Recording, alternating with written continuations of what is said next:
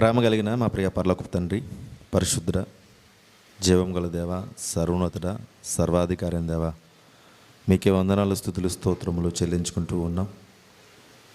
ఈ పునరుద్ధాన దినమున తండ్రి మేమందరము మీ సన్నిధిలో ఉండి ఇదిగో నాయన మా ఆధ్యాత్మిక జీవితాలను బలపరచుకోవడానికి ఈ క్రైస్తవ్యపు జీవితంలో తండ్రి మేము ఎలాంటి తండ్రి మనసును కలిగి ఉండాలో, ఎలాంటి ప్రవర్తన కలిగి ఉండాలో తండ్రి మీ సన్నిధిలో తండ్రి మీ వాక్యాన్ని వినిచుండగా తండ్రి వింటున్న వాక్యము తండ్రి మా హృదయాలను హత్తుకుని మా హృదయాలలో తండ్రి మీ వాక్యమును పదిలిపరుచుకుని తండ్రి విన్న వాక్యము తండ్రి వృధా పోకుండా రాతి నేలను పడిన విత్తనములుగా కాక తండ్రి మంచి నేలను పడిన విత్తనములుగా తండ్రి మేమందరము జీవించుటకు సహాయం దయచేయండి. ఇదిగో నేను వచ్చిన ప్రతి ఒక్క బిడ్డ తండ్రి తన మనసును ఈ యొక్క స్థలములో ఉంచి తండ్రి మీ ఆత్మ సహాయంతో వినగలిగే చెవులను తండ్రి గ్రహించగలిగే మనసును దయచేయమని కోరుకుంటూ ఈ ప్రార్థన మీ ప్రియకుమారుడు మా రక్షకుడైన యేసుక్రీస్తు వారి ఉన్నతమైన నామమున సమర్పిస్తున్నాము తండ్రి, ఆమేన్.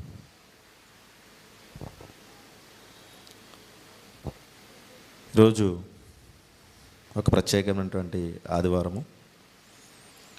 ప్రపంచవ్యాప్తంగా యేసుక్రీస్తు వారిని ఎవరైతే వెంబడిస్తున్నారో, యేసుక్రీస్తు వారిని ఎవరైతే అంగీకరించారో వారందరూ కూడా ఈ ప్రత్యేకమైన ఆదివారం ఒక మట్టల ఆదివారం అనగా పామ్ సండే.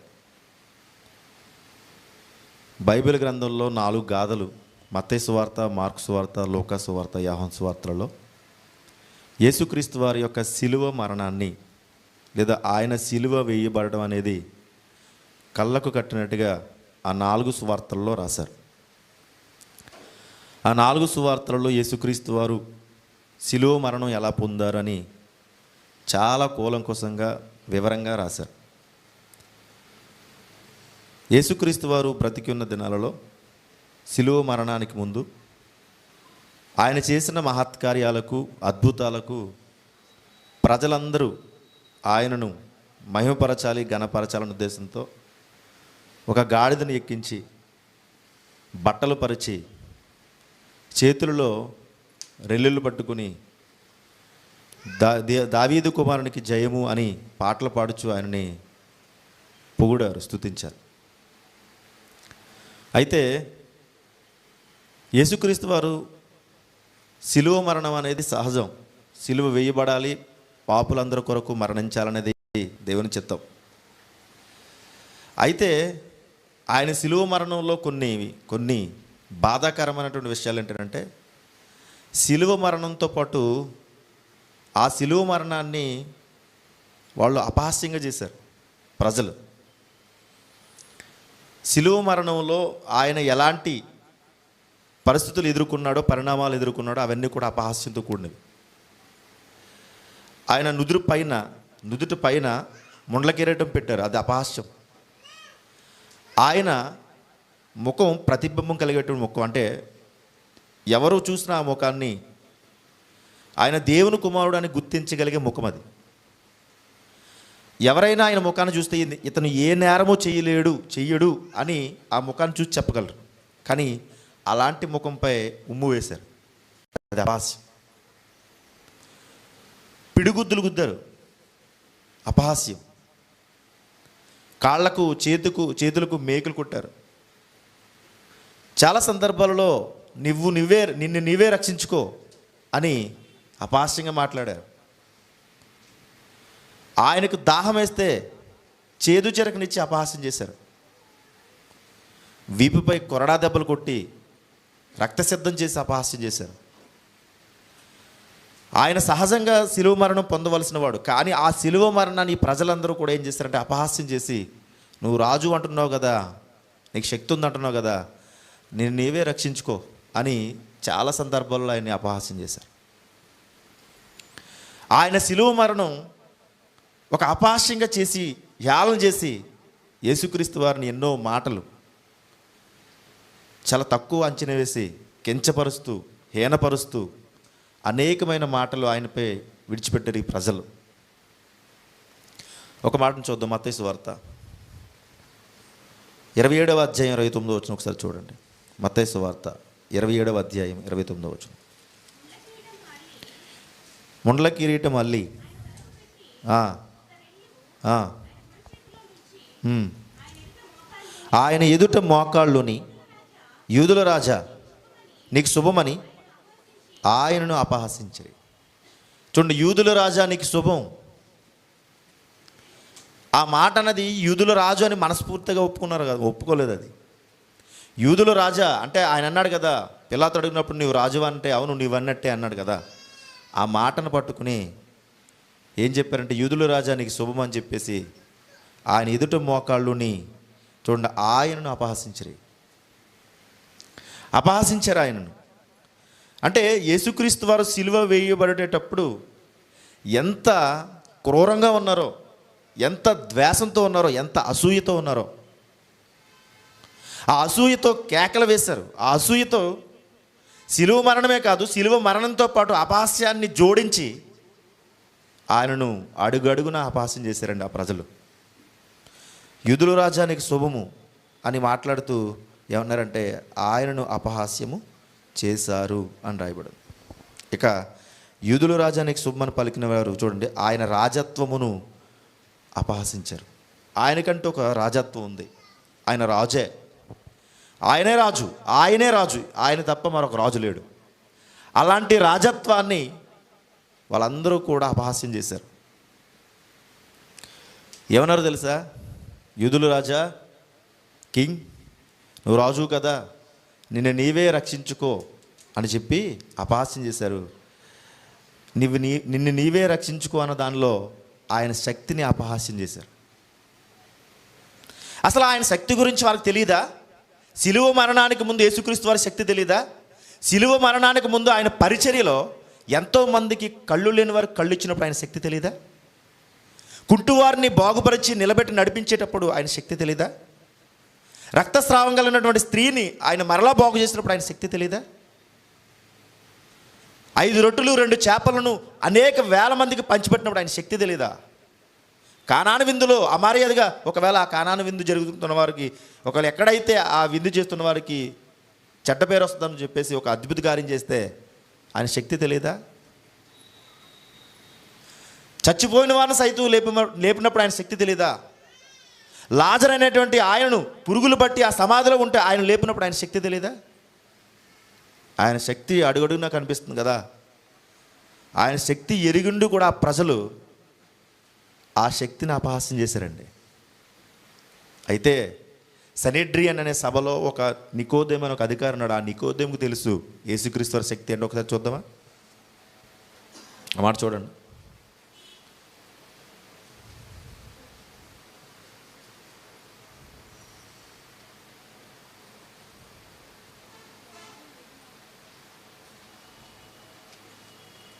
లూకా సువార్త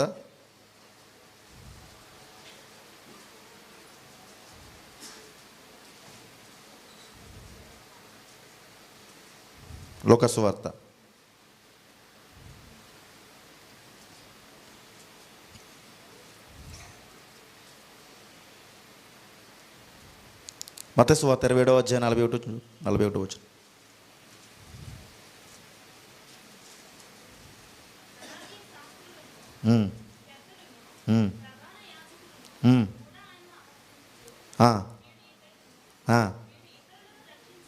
వీడు ఇతరులను రక్షించును, తనను తానే కొనలేడు. ఇశ్రాయేల్ రాజు కదా, సిలువ మీద నుండి దిగిన ఎడల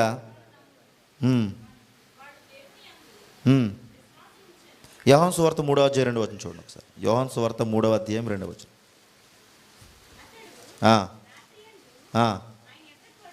ఆయన యొద్దకు వచ్చి, బోధకుడా నీవు దేవుని యొద్ద నుండి వచ్చిన బోధకుడు అని మేము ఎరుగుదుము. చూడండి, నికోదేము అంటున్నాడు. నికోదేము ఎవరు అని అంటే ప్రధాన యాజకులకు సంబంధించిన వాడు, సనెడ్రియన్ సభకు సంబంధించిన వాడు, మహాసభకు సంబంధించిన వాడు. ఆ మహాసభకు సంబంధించినటువంటి ఒక అధికారి, యూదుల అధికారి. ఆయన ఆ అధికారి ఒప్పుకుంటున్నాడు ఎవరనంటే యేసుక్రీస్తు వారి శక్తిమంతుడని. నువ్వు సాధారణమైన మనుషువు కాదు, నువ్వు దేవుని కుమారుడువు, దేవుని దగ్గర నుంచి వచ్చిన వాడు అని నేనెరుగుదును. ఆయన శక్తిని అపహాస్యం చేస్తే నికోదేము లాంటి గొప్ప వ్యక్తులు ఆయన శక్తిని కొనియాడారు. ప్రతి శిలువ మరణములో ప్రతి కార్యక్రమంలోనూ అపహాస్యమేనండి. ఆయన శక్తిని అపహాసించారు, ఆయన రాజనీతిని అపహాసించారు. ఆయన రాజు కదా, నిన్ను నీవే రక్షించుకో అన్నారు. ఇతరులను రక్షించేవాడు కదా, నిన్ను నువ్వు రక్షించుకోలేవా అన్నారు. ఒకటి కాదు, రెండు కాదు, ఆయనను అపహాసించడంలో వారు పీక్ స్థాయికి పోయారు. ముళ్ళ కిరీటం, ఒక 2 కంపలు లేదా 3 కంపలు ముళ్ళ కంపలు తీసుకొచ్చి సరిగ్గా రౌండ్గా చుట్టి వంకరటెంకరగా తల మీద అలా గుచ్చేసి, చూడండి నువ్వు యూదుల రాజు కదా, నీ కిరీటం ఉండాలి కదా అని చెప్పేసి ఎలాంటి కిరీటాన్ని పెట్టారంటే ముళ్ళ కిరీటం పెట్టారు. అపహాస్యం అది, అపహాస్యానికి గురయ్యాడు ఆయన. యేసుక్రీస్తు వారు శిలువ మరణంతో పాటు అపహాస్యాన్ని జోడించి వారు చూడండి ఎలాంటి కేకలు, ద్వేషంతో కేకలు వేస్తున్నారు. అప్పటికి పిలాతు ఈయనలో ఏ నేరము లేదు అని చెబుతున్నా, ఆ అల్లరి మూకల కేకలను అణచివేయాలని ప్రయత్నం చేస్తున్నా, ఈ అల్లరి మూకల కేకలను అణచివేయడానికి యేసుక్రీస్తు వారితో పాటు బరబ్బాన్ అనే ఒక బందిపోటు దొంగను తీసుకొచ్చి ఈ అల్లరి మూకల కేకలను అణచివేయాలని ప్రయత్నం చేస్తే, బరబ్బాను ఎదురుగుండా పెడితే వాళ్ళు ఏం చేస్తారో తెలుసా? బరబ్బాను విడుదల చెయ్యనని గొప్ప కేకలు వేశారు. ఆ బందిపోటు దొంగను విడుదల చేయాలని గొప్ప కేకలు వేసి, ఆ అల్లరి మూకలు అంతటితో ఆకకుండా యేసుక్రీస్తు వారిని ఎలాగైనా సిలువ వేయాలి అనే ఉద్దేశంతో ఏం చేశారంటే ఆ కేకలతో ఘోషించారు. అందరూ ఘోషించారు. ఆయనను బ్రతుకున్న కాలంలో కొంతమంది అయితే ఏం చేశారనంటే పొగుడారు, మహిమపరిచారు. గాడిద నెక్కించి ఎదురుగుండా బట్టలు పరిచి చేతుల్లో ఆ రెల్లులు పట్టుకుని దావీదు కుమారునికి జయము జయము జయము జయము అని చెబుతూ పొగిడిన వారిలో కొంతమంది కూడా యేసుక్రీస్తు వారి శిలువ మరణానికి వచ్చేసరికి ఏం చేశారంటే అపహాస్యం. ఆ అపహాస్యం మనం చేస్తే మనం తట్టుకోలేమండి. ఆ అపహాస్యం మనం చేస్తే మనం వెంటనే ఆత్మహత్య చేసుకుంటాం మనం. అలాంటి అపహాస్యానికి ఆయన గురయ్యాడు. ఆయన శక్తిని హీనపరిచి మాట్లాడారు. శరీరంపై వస్త్రం అనేది మర్యాదకు గుర్తు. ఈ దేహంపై వస్త్రాలు రక్షణకు గుర్తు, లేదా మర్యాద గుర్తు, గౌరవానికి గుర్తు. ఆయన్ని ఎంత అగౌరవపరిచారంటే ఆయన శరీరంపై వస్త్రాన్ని తీసేయడమే కాదు, దాన్ని 2 ముక్కలు చేసి కొన్ని ముక్కలు చేసి చీట్లు వేసుకుని పంచుకున్నారట వస్త్రాన్ని. ఎంత అగౌరవంగా చూసారు చూడండి, ఆయన ఎంత అగౌరవపరిచారు చూడండి వాళ్ళు. అపహాస్యం. ఆ అపహాస్యానికి గురయ్యాడు ఆయన. అలాంటి అపహాస్యానికి చూడండి ఆయన గురించి రాయబడి ఉంటుంది. మత్తయి సువార్త 27వ అధ్యాయం 29-30 వచనాలు చదవండి. ఏమేమి అపహాస్యాలు చేశారు వాళ్ళు. ముళ్ళ కిరీటం వల్లి ఆయన తలకు పెట్టి ఒక రెల్లు ఆయన కుడి చేతిలో నుంచి ఆయన ఎదుట మోకాళ్ళుని యూదుల రాజానికి శుభమని ఆయన అపహసించి ఆయన మీద ఉమ్ము వేసి ఆ రెల్లును తీసుకుని దానితో ఆయనను తన మీద కొట్టిరి. రెల్లును తీసుకుని కొట్టారట, ముఖం మీద ఉమ్ము వేశారట. చూడండి, ఈ శిలువ యొద్ద ప్రధాన యాజకులు ఎవరైతే ఉన్నారో, ప్రజల పెద్దలు ఎవరైతే ఉన్నారో, శాస్త్రులు ఎవరైతే ఉన్నారో వాళ్ళందరూ కూడా యేసును అపహాసించారు. తన్ను తానే రక్షించుకో, నిన్ను నీవే రక్షించుకొని అపహాస్యం చేశారు. ఎంతోమందిని రక్షించావు అని చెప్పుకుంటున్నావు కదా, నిన్ను నీవు రక్షించుకోలేవని అపహాస్యం చేసి ఆయనను చాలా బాధ పెట్టారండి. ఆలోచించండి, ఇక్కడ రాయబడిన మాటలు అవే మనకు తెలియపరుస్తూ ఉన్నాయి. అపహాస్యం, అడుగడుగున అపహాస్యం చేశారు. ఆయన చేత మేలు పొందుకున్న వారు కూడా ఆయన అపహాస్యం చేశారు. ఆయన చేత మహత్కార్యాలను చూసిన వారు కూడా ఆయనను అపహాస్యం చేసుకుంటూ వెళ్ళారు. నేను దేవుని కుమారుని ఆయన చెప్పాడు, నిజమే, వాస్తవమే. అయితే ఆ దేవత్వమును ఆ దైవత్వమును కూడా వాళ్ళు అపహాస్యం చేశారు. నువ్వు దేవుని కుమారుడు అయిన క్రీస్తువైతే ఏం చెప్పారంటే, ఆ మాట ఏమన్నారంటే, కైప యొద్దకు ఒక ప్రధాన యాజకుడు పెద్ద అయినటువంటి కైప యొద్దకు తీసుకొచ్చి ఆ తీర్పు సమయంలో అక్కడ కూడా అపహాస్యం చేశారు. ఆయన విడిచిపెట్టలేదు. పోనీలే వీడి శిలువ మరణం ఎలాగా పొందుతాడు కదా అని విడిచిపెట్టలేదు. శిలువ మరణంతో పాటు అడుగడుగున అపహాస్యం చేస్తూ శిలువనెక్కించారండి వెళ్ళు. ఒక బరువైన ఆకారం తన మీద ఉంది, తన భుజాలపై ఉంది. శిలువ ఒక పశ్చిమ రాను, చాలా బరువైనది. దానితో పాటు కొరడా దెబ్బలు కొడుతూ మధ్యలో ఇలాంటి అపహాస్యాలను చేసుకుంటూ చివరకు ఆ కొండ వరకు నడిపించారండి ఆయన. ఆయన శక్తి ఎరుగుండి కూడా శక్తిహీనుడు అన్నారు. ఆయన రాజత్వం తెలుసుకుండా ఆయనకి ఆ రాజు కదా నిన్ను నీవే రక్షించుకొని ఎన్నో మాటలు. మనమైతే ఒక్క మాట కూడా తట్టుకోలేం. ఎన్ని చేసిన తర్వాత యేసుక్రీస్తు వారు ఎవరినైనా ఏమైనా అన్నారా? ఎంత చేశారు కదా అపహాస్యం, ఇన్ని మాటలు అన్నారు కదా, అంతలా వేధించారు కదా, బాధ పెట్టారు కదా. యేసుక్రీస్తు వారు తిరిగి ఏమైనా వారి కొరకు ప్రార్థన చేశాడా? తండ్రి, నన్ను ఎలా ఎంత అపహాస్యానికి గురి చేశారు, నన్ను ఎంత బాధ పెట్టారు, నువ్వేమీ పట్టించుకోవని ఎప్పుడైనా ప్రార్థన చేశాడా? ప్రార్థన చేయడండి. ఎంత తగ్గించుకున్నాడనంటే, ఎంత ఆయన ఓర్పు సహనం కలిగి ఉన్నాడనంటే, తిరిగి వారి కొరకు ప్రార్థన చేశాడు. తండ్రి, వీరేమి చేయుచున్నారో వీరెరుగరు అని. అపహాస్యం చేసిన వారిని కూడా ఆయన క్షమించగలిగాడనంటే, మన విషయానికి వస్తే ఎవరైనా మనల్ని అపహాస్యం చేస్తే ఒక మాట అంటే కూడా మనం తట్టుకోలేం. వెంటనే మాటకు ప్రతి మాట వేసేస్తాం. ఆ క్షమాగుణాన్ని ఆ క్షణంలో కోల్పోతాం. యేసుక్రీస్తు వారు మనకి ఏం నేర్పిస్తున్నారు సిలువ మరణం ద్వారా అంటే, మనల్ని ఎవరైనా అపహాస్యం చేస్తున్నా బాధపడకండి, అపహాస్యం చేస్తున్న వారి కొరకు ప్రార్థన చేయండి. ఆలోచన చేయండి. ఆయన అపహాస్యించబడుతున్నప్పుడు ఆయన ఏమీ మాట్లాడలేదట. మొదటి మాట చూద్దాం. ఇంతకీ అపహాస్యం ఎంత భయంకరమైందంటే, అపహాస్యం గురించి కొన్ని విషయాలు బైబిల్ గ్రంథం చెప్పింది. మొదటగా అపహాస్యం ఏం చెప్పాడంటే, అపహాస్యం మొదటగా క్రూరమైనది. అపహాస్యం అనేది క్రూరమైనదిగా కనిపిస్తుంది. కొరడా దెబ్బల కంటే, మేకులు చేతులకి కాళ్ళకు వేయడం కంటే ఈ అపహాస్యం అనేది చాలా క్రూరమైనది. బయటకు ఆ గాయాలైతే కనిపిస్తాయి, కానీ అపహాస్యం అనేది లోపల గుండెని గాయం చేస్తాయి. సాధారణంగా ఆయన శిలువ మరణం పొందుతున్నప్పుడు కాళ్ళకు చేతులకు మేకులు కొట్టారు, తలకు ముళ్ళ కిరీటం పెట్టారు, ముఖంపై ఉమ్మి వేశారు, భౌతికమైన అన్నీ చేశారు. అపహాస్యం అనేది భౌతికమైనది కాదు, గుండెని గాయపరిచేది. ఇప్పుడు మనం వరకు వస్తే మనం యేసుక్రీస్తు వారిని అపహాస్యం చేస్తున్నామా లేదా? నేను అంటాను చాలా సందర్భాలలో, మేకులు కొట్టిన వారి కంటే తల మీద ముళ్ళ కిరీటం పెట్టిన వారి కంటే, ఆయన ముఖంపై ఉమ్మి వేసిన వారి కంటే, పిడిగుద్దులు గుద్దిన వారి కంటే, వారందరికంటే మించి యేసుక్రీస్తు వారి శక్తి ఎరిగిండు కూడా, యేసుక్రీస్తు వారు చెప్పిన మాటలను పెడచెవిన పెట్టిన వారందరూ కూడా, ఆనాడు భౌతికంగా హింసించిన వారందరికంటే వీరే ఉన్నతమైన వారు. ఎవరు? ఆయన మాటలను పట్టించుకోలేని వారందరూ కూడా ఆయనను అపహాసించిన వారే. యేసుక్రీస్తు వారి శక్తి ఏంటో తెలుసా? ఆయన ఈ లోకానికి ఎందుకు వచ్చాడు? ఆయన మనందరికీ సువార్తను చెప్పి రాజ్య సువార్తను ప్రకటించడానికి వచ్చాడు. అంటే రాజ్యం ఉంది అని చెప్పాడు. రాజ్యం కొరకు ఆలోచించిన ప్రతి ఒక్కరూ కూడా అపహాసకులే. యేసుక్రీస్తు వారి మాటలను ఆయన శక్తిని గ్రహించి కూడా అట్టి రీతిగా బ్రతకని వారందరూ కూడా అపహాసకులే. అంతెందుకండి, మనం ప్రతి వారం రొట్టె ద్రాక్షరసం అనే కార్యక్రమం మనం చేస్తున్నాం. ఎంతమంది రొట్టె ద్రాక్షరసం తీసుకుంటూ ఉన్నారంటే ఆల్మోస్ట్ అందరూ కూడా తీసుకుంటున్నారు. రొట్టె ద్రాక్షరసం అంటే తెలుసా?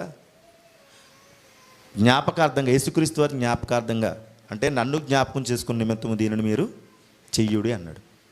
ఎంతమంది జ్ఞాపకం చేసుకున్నారు? జ్ఞాపకం చేసుకోవడం అంటే ఇప్పటికీ కూడా ఎవరికి అర్థం కాలేదు. జ్ఞాపకం చేసుకోవడం అంటే ఇలాంటి తెరపై యేసుక్రీస్తు వారి యొక్క ఒక వీడియో పెట్టి ఆయన ముండ్ల కిరీటము, చేతులు గాయాలు, ఒళ్ళంతా దేహమంతా గాయాలనే ఒక ఇమేజ్ లేకపోతే ఒక వీడియోని వేస్తే దాన్ని చూస్తూ ఏడుస్తూ తీసుకుంటామా? అదే జ్ఞాపకం చేసుకోవడం అంటే. జ్ఞాపకం చేసుకోవడం అంటే ఏంటి? తల్లిదండ్రులను జ్ఞాపకం చేసుకోవాలంటే అర్థం ఏంటి? తల్లిదండ్రులు తలుచుకుని మనసులో తలుచుకుని వెళ్ళిపోవడమా? తల్లిదండ్రులు జ్ఞాపకం చేసుకోవడం అంటే తల్లిదండ్రులు మనకి ఏదైతే చెప్పారో ఆ మాటను పాటించడమే జ్ఞాపకం చేసుకోవడం. యేసుక్రీస్తు వారు ఈ భూమి మీదకి వచ్చి ఏం చెప్పాడు ఆయన? నేను పునరుద్ధానుడయ్యాను, మీరు కూడా పునరుద్ధానం అవుతారు. నేను తిరిగి లేచాను, మీరు కూడా తిరిగి లేస్తారు. మీరు కూడా మరణాన్ని జయిస్తారు. ఆ మరణాన్ని జయించాలంటే ఈ మరణానికి ముందు ఈ దేహంతో చేయవలసిన కార్యాలు కొన్ని ఉన్నాయి అని చెప్పి ఆయన తెలియపరిస్తే మనం అందరం కూడా దాన్ని చేయలేకపోతూ ఉన్నాం. అంటే మనం కూడా అపహాసకులే. ప్రధాన యాజకుల వలె, శాస్త్రుల వలె, ఆనాడు అల్లరమూకైనటువంటి ఆ యొక్క ప్రజల వలె మనం కూడా అపహాసకులమే. ఎవరైతే క్రీస్తు ప్రేమను తెలుసుకున్న వారై ఉండి, క్రీస్తు శక్తిని ఎరిగిన వారై ఉండి, ఆయన రాజును అంగీకరించి, ఎవరైతే బాప్తిసం పొంది స్వరక్షణను అంగీకరించి ఆయన మార్గంలో నడవకుండా ఉన్నారు వారందరూ కూడా అపహాసకులే.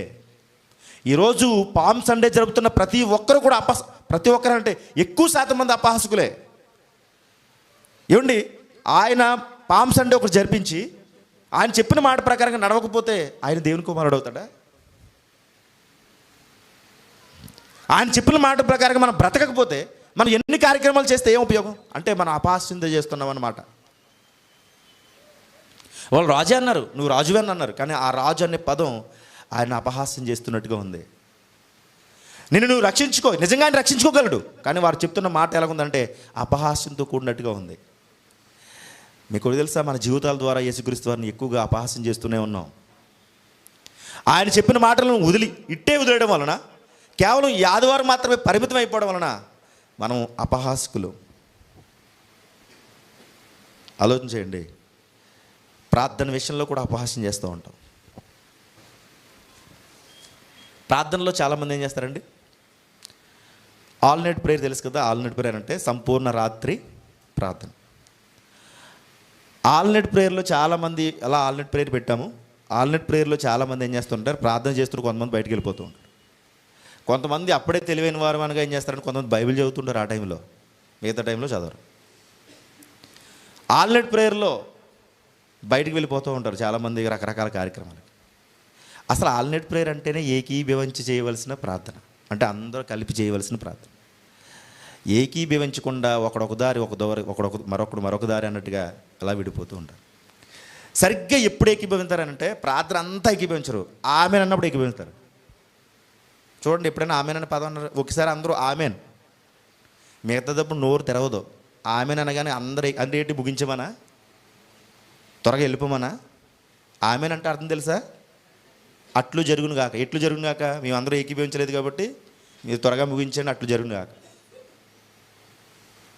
ఆమెను ఏకీభవించి చేసే ప్రార్థన. ఎక్కడ ఇద్దరు ముగ్గురు కూడి ఉంటారో అక్కడ నేను ఉంటానన్నాడు. మరి ఒకడొక దారిని మరొక దారిని పోతే అక్కడ ఎలా ఉంటాడు ఆయన? ఏకీభవించి చేసే ప్రార్థనలో మనమే లేకపోతే ఆయన ఎలా ఉంటాడు? ఉత్తర కొరియా దేశంలో ఒక ఆయన ఉన్నారు, తెలుసు కదా, ఆయన ఫేమస్ దైవజనులు. ఎవరు? పాల్ యాంగిచో అని ఆయన తన పరిచర్యను ఎంతమందితో ప్రారంభించాడు తెలుసా? ముగ్గురితో ప్రారంభించాడట. ముగ్గురితో తన పరిచర్యను ప్రారంభిస్తే నేటికి ఆ ఉత్తర కొరియా ప్రాంతంలో ఒక్క ఆరాధనకు 25 లక్షల మంది పాల్గొంటారు. 25 లక్షల మంది ముగ్గురుగా ఏకీభవించారు. ఈరోజు 25 లక్షల మంది ఏకీభవిస్తున్నారు. కారణం ఏంటి తెలుసా? మనం ఏకీభవించి ప్రార్థన చేయాలి. దేవుని వాక్యం ఈరోజు ఒకరు చెబుతారు, ఇక్కడ కూర్చున్న వారిలో 150-200 మంది వింటారు, కానీ 150-200 మంది ఒకేలా తీసుకోరు. ఒకరికి అర్థమైందంటారు, మరొకరికి అర్థం అవ్వలేదంటారు. 10 మంది అర్థమైందంటారు, 10 మంది అర్థం అవ్వలేదంటారు. అంటే మన మాటలు, మన యొక్క ఉద్దేశము, మన యొక్క ఆలోచన ఎలా ఉందనంటే వాక్యం వినే విషయంలో ఏకీభవించడం లేదు, ప్రార్థన విషయంలో ఏకీభవించడం లేదు. యేసుక్రీస్తు వారిని కూడా మనం అడుగడుగున హేళన చేస్తున్న వారమే. ఆయన శక్తివంతమైన మాటలు మనకు వినబడుతూ ఉన్నప్పుడు మనం ఒకవేళ మార్పు చెందని వారమైతే, మనము ఈ లోకంలో ఉన్న వైభవమును విడిచిపెట్టలేని వారమైతే మనం కూడా అపహాసకులమే. అదే చెప్తున్నాడు ఆయన. ఆ మాటలు ప్రత్యక్షంగా ఆనాటి జనాంగానికి వినిపింపబడిన, పరోక్షంగా మనకి ఏం చెప్తున్నారంటే ఆనాడు వారందరూ అపహాసకులని మనము ఈ పామ్ సండే రోజున, ఈస్టర్ రోజున, గుడ్ ఫ్రైడే రోజున జ్ఞాపకం చేసుకుంటూ ఆయనను మేకులు కొట్టి అపహసించారు, ఆయన తలపై ముళ్ళ కిరీటం పెట్టి అపహసించారు, బట్టలు చింపి చీట్లు వేసుకుని అపహసించారు అని మనం మాట్లాడుకుంటూ ఉన్నాం, వింటూనే ఉన్నాం, బాగానే ఉంది. కానీ మనము కూడా నిజానికి ప్రత్యక్షంగా మేకులు కొట్టకపోయినా ఆయన గుండెల్లో ఇప్పటికీ మనం మేకులు కొడుతూనే ఉన్నాం. ఆయన చెప్పిన మాటను మనం వినిపించుకోకపోతే, ఆయన చెప్పిన మాట ప్రకారంగా మన జీవితం లేకపోతే, ఆయన చెప్పిన మాట ప్రకారంగా మన క్యారెక్టర్ ఒకవేళ సరిదిద్దుకోకపోతే గుండెల్లో ఇప్పటికీ ఆయన గుండెల్లో మనం మేకులు కొడుతున్న వారమే. ఇది ఎంత ఘోరం, ఎంత భయంకరం. వాక్యం చెప్పిన ప్రకారంగా మన జీవితాలు లేకపోతే, అందుకేనండి వాక్యం చెప్పిన ప్రకారంగా మన జీవితాలు లేకపోతే మనం వేషధారులం కదా, అపహాసకులం కదా. ఆయన శక్తిని, ఆయన రాజ్యాన్ని మనం ఇప్పటికీ అపహాసం చేస్తున్నవారం కదా. ఆయన రాజ్యం ఉందని చెప్పాడు, మీరు కూడా తిరిగి లేస్తారని చెప్పాడు. ఆయనతో పాటు నిత్యము ఆ రాజ్యంలో ఉంటారని చెప్పాడు. మనకు తెలుసు పరలోకం ఉందని, మనకు తెలుసు నరకం ఉందని, నిత్య నరకం ఉందని తెలుసు, పరలోకం ఉందని మనకు తెలుసు. పరలోకము నరకము ఉన్నాయని తెలిసిండు కూడా ఒకవేళ మనము ఆ పరలోకం కోసం ఆలోచించకపోతే కనుక మనం కూడా అపహాసకులమే, నో డౌట్. మట్టల ఆదివారం జరుపుతున్న ఎంతమందిలో నిజంగా యేసుక్రీస్తు వారిని ప్రేమించే తత్వం ఉంది చెప్పండి? ఇది ఒక పండగని, ఒక ఆచారంగా, అలవాటుగా ఎక్కడో చరిత్రలో రాయబడిందని, చరిత్రకారులు పెద్దలు చెప్పారని ఆ ఆచారంతో చేస్తున్నారు. కానీ నిజంగా యేసుక్రీస్తు వారిని ఎంతమంది మనస్ఫూర్తిగా అంగీకరించి ఈ మట్టల ఆదివారంలో పాల్గొంటున్నారు చెప్పండి? గుడ్ ఫ్రైడే, శుభ శుక్రవారం అని అంటారు. గుడ్ ఫ్రైడే, ఆ శుభ శుక్రవారంలో ఏంటి శుభం? ఆయన చనిపోయి మనందరి కొరకు ప్రాణం పెట్టి మనం తిరిగి జీవాన్నిస్తే మనం కూడా పునరుద్ధానం అని చెప్తే ఆ శుభాన్ని ఎంతమంది శుభంగా మలుచుకుంటున్నారు? లేదండి, వాక్యానికి మన జీవితానికి వైట్ ఆపోజిట్గా అయిపోతుంది. కార్యక్రమాలన్నీ పారంపర్యాచారాలు, అలవాటులు, ఆచారాలుగా. రొట్టె ద్రాక్షరసం విషయంలో కూడా మనం అందరం కూడా ఫెయిల్యూర్ అయిపోతున్నాం, ఓడిపోతున్నాం. రొట్టె ద్రాక్షరసం తెస్తున్నప్పుడు మాత్రమే మనం ఏదో ఒక ఊహలో, ఒక ఆలోచనలో, తన్మయత్వంతో. తెలుసా, పూర్వం ఒక కార్యక్రమం ఉండేదట. ఆ కార్యక్రమం యొక్క ఉద్దేశం ఏంటంటే టీవీ ప్రోగ్రాం. అది నేను అక్కడ ఉన్నాను అన్న టీవీ ప్రోగ్రాం, నేను అక్కడ ఉన్నాను అన్న టీవీ ప్రోగ్రాం. ఇంతకీ ఆ కార్యక్రమం యొక్క ఉద్దేశం ఏంటంటే వాడన్ని పురాతనమైన విషయాలన్నింటినీ తీసి చిత్రీకరించి ఒక ఎపిసోడ్గా వదులుతాడు. చాలామంది చూడండి, సినిమాలు చూస్తున్నప్పుడు, పాత సినిమాలు చూస్తున్నప్పుడు, సెంటిమెంట్ సీన్లు చూస్తున్నప్పుడు వీళ్ళు కూడా ఏడు చేస్తుంటారు. టీవీ దగ్గర కూర్చున్న వాళ్ళు వీళ్ళింట్లో జరిగినట్టు, ఈడికే జరిగినట్టు, కత్తి వచ్చి ఈడికి కూర్చున్నట్టు, లేకపోతే వీళ్ళింట్లో వీళ్ళ అన్నయ్య చచ్చిపోయినట్టు, వీళ్ళ అమ్మ చచ్చిపోయినట్టు, ఆ పాత సీన్లన్నీ గుర్తించుకుని ఏడు చేస్తుంటారు. ఆ సెంటిమెంట్లు అలా పండిస్తారు వాళ్ళు, మనం ఏడ్చేటట్టుగా పండిస్తారు వాళ్ళు. అంటే ఇప్పుడు మనం ఇన్వాల్వ్ అయిపోయాం అందులో. నేను కూడా ఈ సీన్లో ఉన్నాను, ఏడ్చేస్తాను, అంతే కదా. ఏడ్చేటంటే అర్థం ఏంటి? మనం కూడా ఆ సీన్లో ఉన్నట్టే కదా అర్థం. నీవు అక్కడ ఉన్నావనే ఒక టీవీ ప్రోగ్రాం చూసి అందరినీ ఏడ్పించేసేవాడు అంటాడు. రొట్టె ద్రాక్షరస్ కూడా అలా అయిపోయింది. ఈ గంట మనం అక్కడ ఉన్నాం, ఎక్కడున్నాం? నా కళ్ళు ఎదుర్కొంటే ఆయన సిలువ వేయబడినట్టు, మన కళ్ళు ఎదుర్కొంటే ఆయన మేకులు కొట్టబడినట్టు, మనమే పిడిగుద్దులు గుద్దినట్టు, మనమే ఆయన తలపై ముళ్ళకిరీటం పెట్టినట్టు అని ఆ సీన్లో దిగిపోయి రొట్టె ద్రాక్షరసం అయిపోయిన తర్వాత, ముగింపు ప్రార్థన అయిపోయిన తర్వాత వదిలేస్తాం. దాన్ని అపహాస్యం అంటారు. అపహాస్యం అంట క్రూరమైనదంట. అపహాస్యం భౌతికంగా మేకులు కొట్టేవాడి కంటే, భౌతికంగా తలపై కిరీటం పెట్టేవాడి కంటే, భౌతికంగా పిడిగుద్దులు గుద్దేవాడి కంటే రొట్టె ద్రాక్షర విషయంలో ప్రభు బల్లారాధన విషయంలో ఎవరైతే అనాలోచితంగా తీసుకుంటారో వారందరూ కూడా క్రూరమైన వారు. అక్కడ రాయబడి ఉంది ఏంటంటే, మీరులో ఎవరైనా దీనిని అనాలోచితంగా కానీ ఒకవేళ మీరు అర్థం చేసుకోకుండా, జ్ఞాపకం చేసుకోకుండా తీసుకుంటే మీలో చాలామంది బలహీనులను, రోగులను చాలామంది నిద్రించుచున్నారని రాయబడింది. మనం అనుకోవచ్చు, చాలా సంవత్సరాలు బట్టి నేను రొట్టె ద్రాక్షను తీసుకుంటున్నాను కదండి, నేను ఎప్పుడు చచ్చిపోయాను అని మీకు డౌట్ రావచ్చు. నేను ఎప్పుడు బలహీన అయ్యాను అని మీకు రావచ్చు. మనం ఆలోచన చేస్తే మనం చచ్చిపోయాం, ఆత్మీయంగా చచ్చిపోయాం. రొట్టె ద్రాక్షారసం విషయంలో మనం ఒకవేళ ఆయన చెప్పినట్టుగా కాకుండా, ఆయన జ్ఞాపకం చేసుకోకుండా మనం తీసుకుంటే మనం చచ్చిపోయిన వారము, చచ్చిపోయాం కూడా. ఏం జ్ఞాపకం చేసుకోమన్నాడు ఆయన? ఆయన సిలువ త్యాగాన్ని జ్ఞాపకం చేసుకో అని అంటలేదు ఆయన. ఏం జ్ఞాపకం చేసుకోమన్నాడు? చాలామందికి తెలీదు. మరణం తర్వాత ఆ సిలువ త్యాగాన్ని, బలియాగాన్ని జ్ఞాపకం చేసుకుంటూ ఏడుస్తారండి. కాదండి, ఆయన జననానికి మరణానికి మధ్య ఉన్న జీవితాన్ని జ్ఞాపకం తెచ్చుకోవాలి మనం.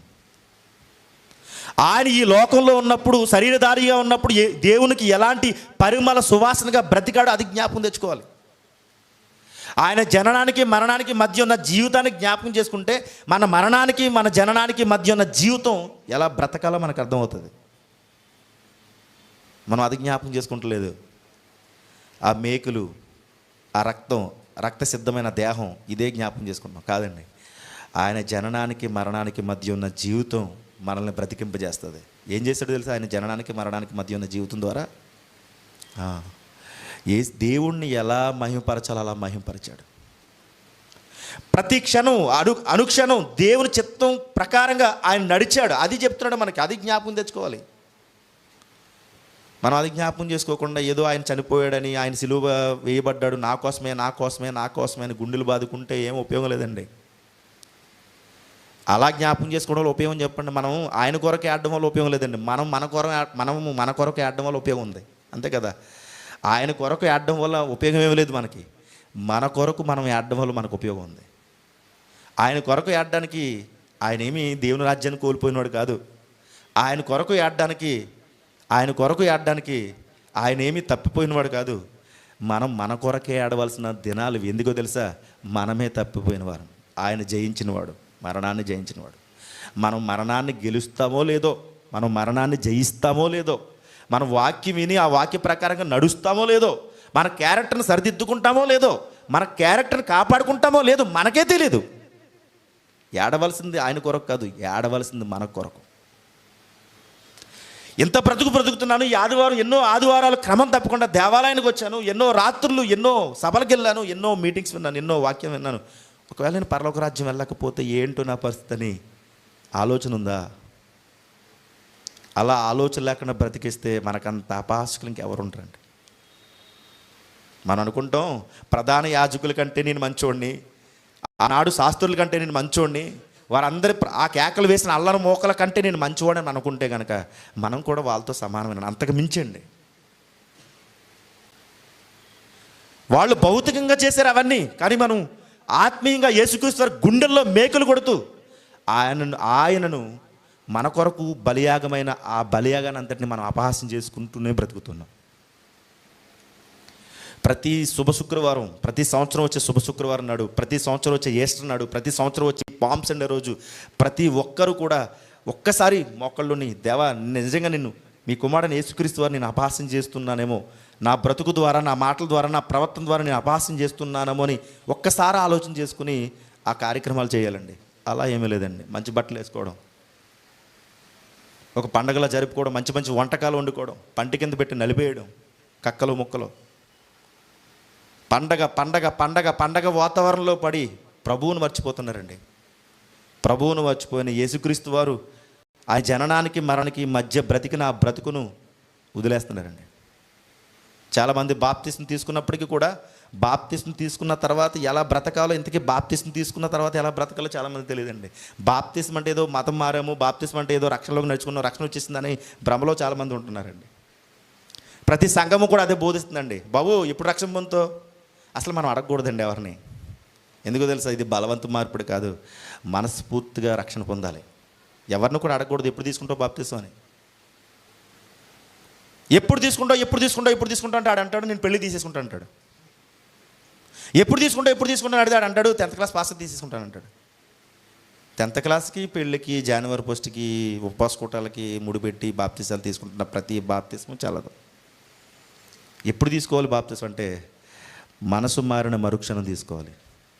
అదే ఎప్పుడైనా మనం ఎవరిని కూడా అడగకూడదు. చాలామంది బాప్తిసాలు పొందేశారు. ఇంటి దగ్గర చూస్తే ఎవరికైనా కనబడతామని చెప్పేసి ప్రత్యేకంగా ఒక ఆటో జనాన్ని పోగు చేసుకుని బీచ్కి వెళ్ళి తీసుకున్న వాళ్ళు చాలా ఉంటారు. అసలు బాప్తిస్మ రోజునే చాలామంది సిగ్గుగా తీసుకుంటారు. అదే ఫెయిల్యూర్, అదే ఓటమి. నీకు ఇంకా బాప్తిస్మ అంటే అర్థం కాలేదు. ఇప్పుడు తీసేయనన్నా ఎందుకమ్మా? ప్రత్యేకంగా ఎందుకు తీసుకోవాలి? పెళ్ళికి చూడండి ఎలా తీస్తారంటే కొంతమంది అంగీకరించలేదు, మారలేదు కాబట్టి సిగ్గుగా 10 మంది కనబడకుండా ఎక్కడో దూరంగా తీసుకున్నాడు, మారలేదు కాబట్టే. మరి మారలేనివాడికి బాప్తిస్మ ఎలా ఇచ్చేస్తున్నావు? బోధ చేయరు, బాప్తిస్మ గురించి సరైన వివరణ చెప్పరు, రక్షణ గురించి వివరణ చెప్పరు, మారు మనసు గురించి సరైన మాటలు చెప్పరు. చెప్పకుండానే బాప్తిస్మలోకి నడిపించేసి రొట్టె ద్రాక్షరసాన్ని ఇచ్చేస్తారు చూడండి. ప్రతి వారం వాళ్ళు కూడా తీసేసుకుంటారు, మారలేని వారు కూడా తీసేసుకుంటారు. బాప్తిస్మ అనే చిన్న బాప్తిస్మ పొందాను కాబట్టి నేను తీసుకోవాలని తీసేసుకుంటున్నారు అంతే. రొట్టె ద్రాక్షరసం ఎవరు తీసుకోవాలి? ఇది అపాస్యం కదా, ఇది హేళన కదా. ఒకసారి పరీక్షించుకోండి, ఇది హేళన కదా. మన అవయవాలు దేవునికి సమర్పించుకోకుండానే నీతికి సాధనాలుగా వాడకుండానే రొట్టె ద్రాక్షరసం తీసుకుంటూ ఉన్నామంటే మన అపాసకులు కదా. ఆయన గుండెను నిలువునా మనం బాధపడతలేదా? ఆయన నిలువునా మనం బాధపడతలేదా? అపాస్యం అనేది మొట్టమొదటిది ఏంటంటే క్రూరం అనేది. రెండోది ఏంటంటే అసూయతో కూడినదంట అపహాస్యం. యేసుక్రీస్తు వారి మీద వారికి ఉన్నది ఏంటో తెలుసా? అసూయ, ద్వేషం, మత్సరం. వీడు బ్రతకడానికి వీలు లేదు, వీడు దైవదూషణ చేశాడు, వీడు నేరస్తుడు, తిరుగుబాటుదారుడు. యేసుక్రీస్తు ఒక తిరుగుబాటుదారుడు, యేసుక్రీస్తు ఒక నేరస్తుడు, యేసుక్రీస్తు ఒక దేవదోషం చేసిన వాడు, యేసుక్రీస్తు ఒక అని యేసుక్రీస్తు వారి మీద అభండాలు మోపి యేసుక్రీస్తు వారి మీద ద్వేషం, మత్సరం. ఎలాగైనా యేసుక్రీస్తు వారు అనే ఉనికి ఈ లోకంలో ఉండకూడదు. మా కడుపులు కొడేస్తున్నాడు, మా పొట్టలు కొడేస్తున్నాడు, మా అధికారాన్ని వీడు కించపరుస్తున్నాడు అని ప్రధాన యాజకులు శాస్త్రులు ఏం చేస్తున్నాడంటే మా మనుగడ ఇక్కడ కనుమరుగైపోయేలా ఉంది. ప్రజలు రేపొద్దు నుంచి యేసుక్రీస్తు వారిని గొప్పవాడు అంటారు తప్ప మమ్మల్ని ఎవరు గొప్పవాడు అనరు అని వీళ్ళు అసూయతో నిండిపోయినట్టు. అసూయ అపహాస్యంలో ఉన్నది ఏంటంటే అసూయ. మొట్టమొదటి క్రూరమైంది అంటే రెండవది అసూయ. యేసుక్రీస్తు వారిని సిలువ ఎలా వేశారో తెలుసా? అసూయతో వేశారండి. అసూయ. ఆయన మీద నేరం ఉన్నది కాబట్టి ఆ నేరాన్ని బట్టి ఆయన శిక్ష కాదు, ఆ నేరం వేసి నేరంతో పాటు శిక్షతో పాటు ఏం చేశారంటే అపహాస్యం. దీని వెనకాల ఉన్నది ఏంటంటే అసూయ. అసూయతో చూడండి అన్నమాట. మత్తయి సువార్త 27:18. మత్తయి సువార్త 27:18. పిలాతు, నేను ఎవరిని విడుదల చేయవాలని మీరు కోరుచున్నారు? బరబ్బానా లేదా క్రీస్తు అనబడి చేసిన అని ఆయన వారిని అడిగను. యాలి అనగా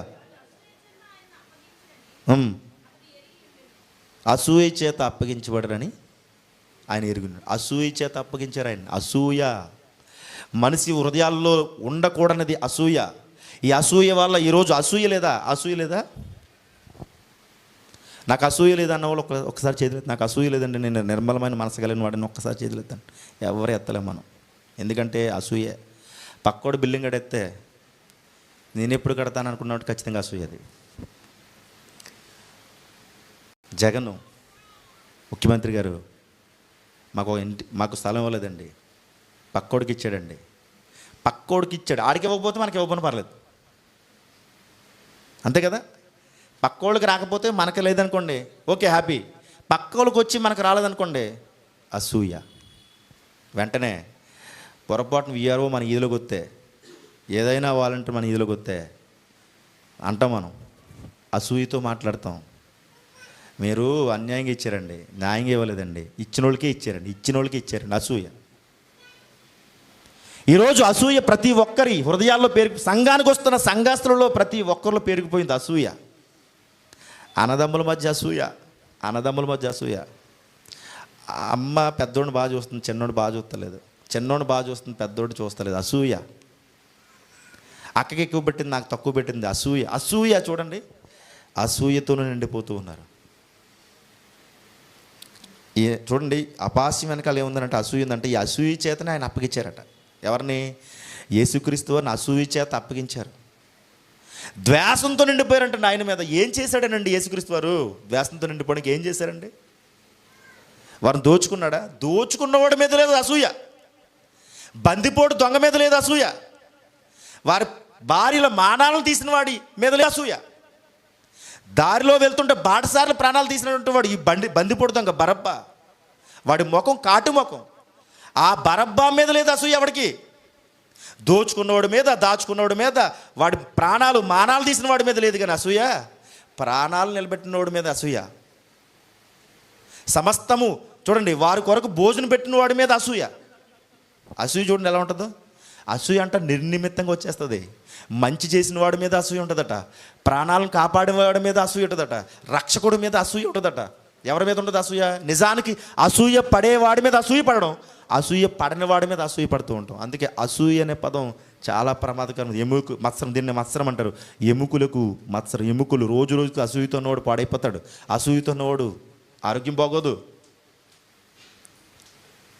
వీళ్ళు ఏం చేశారంటే కేకలు వేసి అసూయ చేత ఆయనను అప్పగించారు. అసూయ చేత ఆయన అప్పగించారట. ఇక మూడో విషయం ఏంటంటే, ఈ అపహాస్యంలో దాగి ఉన్నది మూడో విషయం ఏంటంటే, ఆయనను ఏం చేశారట?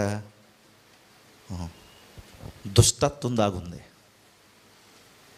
ఈ అపహాస్యంలో దుష్టత్వం. ఏంటి ఆ దుష్టత్వం అని అంటే, ఆయన ఏం చేశారంటే చూడండి, ఒక మాట చూద్దాం.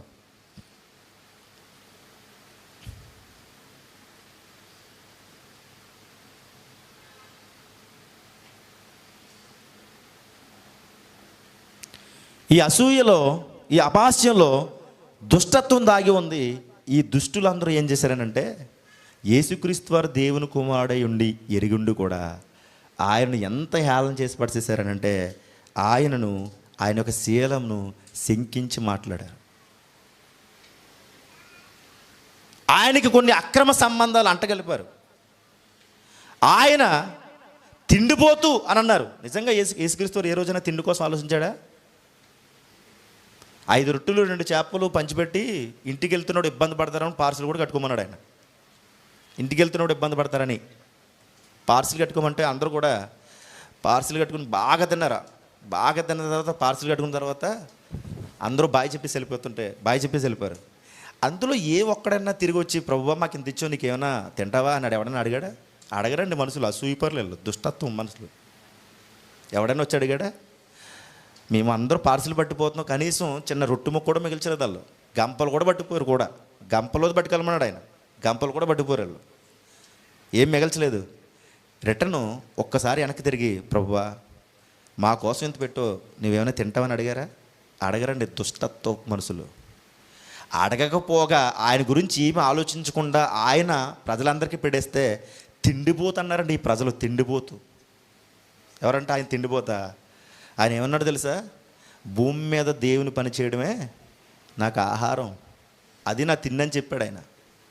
40 దినాలు ఆయన ఉపవాసంతో ఉన్నాడు.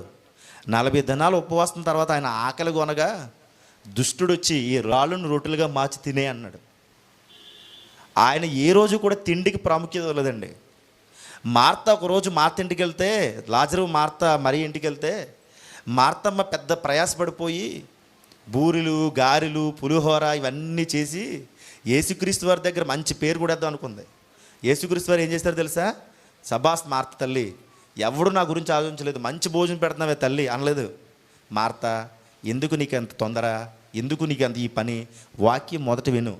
నీ చెల్లి చూడు మరి ఎంత చక్కగా వింటుందో, చక్కని మాటలు వింటుందో, ఎందుకు ఇంత ప్రయాసపడతావు? నువ్వు ఫస్ట్ దేవుని మాటలు వినాలి.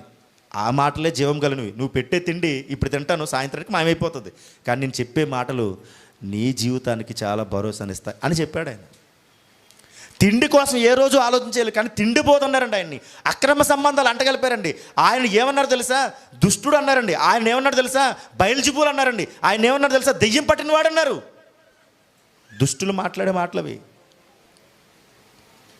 అసూయలో దాగి ఉన్నది దుష్టత్వం, అపహాస్యంలో దాగి ఉన్నది దుష్టత్వం, అపహాస్యంలో దాగినది అసూయ, అపహాస్యంలో దాగినది క్రూరత్వం.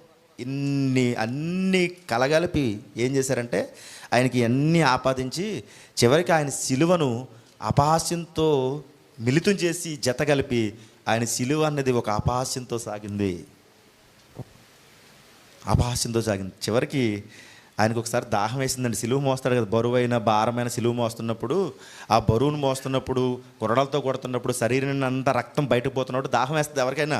ఆ దాహం వేస్తే నాకు దాహం అని చెబితే ఆయన దగ్గరికి ఏం తీసుకొచ్చారంటే చేదైనటువంటి చిరకను, చేదైనటువంటి ఒక ద్రవాన్ని తీసుకొచ్చారు. చేదైనది అది వాడుక వాళ్ళకి, యూదులకు.